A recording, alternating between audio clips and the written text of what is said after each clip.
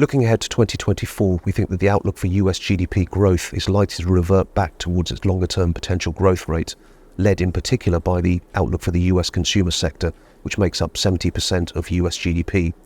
Other drivers of US GDP growth include business investment, net exports, and fiscal spending, all three of which we think are likely to be lower levels than we saw in 2023. The US consumer is therefore the main area of focus for the marketplace, and one where we think there's going to be increasing pressure in lower to middle income cohorts due to the cost of living increases and a drawdown of pandemic levels of savings.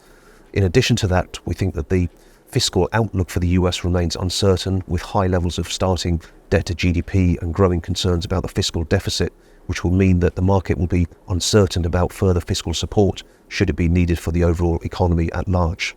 In this context, we think that this will provide a strong backdrop for high-quality US fixed income assets, including government bonds and high-quality corporate bonds, led by the potential for capital gains as yields move to lower levels, combined with a high starting level of income as we approach 2024.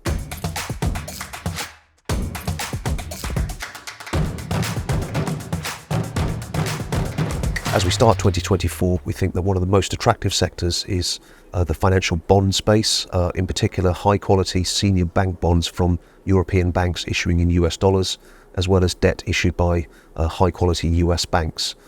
which start with very attractive levels relative to the rest of the marketplace.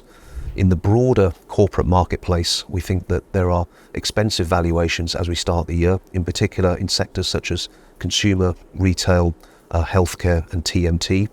The utility sector is a sector that also starts with a moderate degree of valuation with risk to the downside, in the sense that we are likely to see a greater degree of supply as CapEx needs in the utility sector accelerate into 2024. We think there are opportunities in the government bond sector itself, in particular in the US, the inflation-linked markets, which have had a difficult 2023, start 2024 with a more attractive valuation starting point, albeit not quite at levels which are attractive enough for us to invest just yet. Although the outlook for commodities in both hard commodities and agricultural commodities is uncertain, we think this will provide an opportunity at some point in 2024 in the inflation-linked markets to be overweight relative to nominal bonds.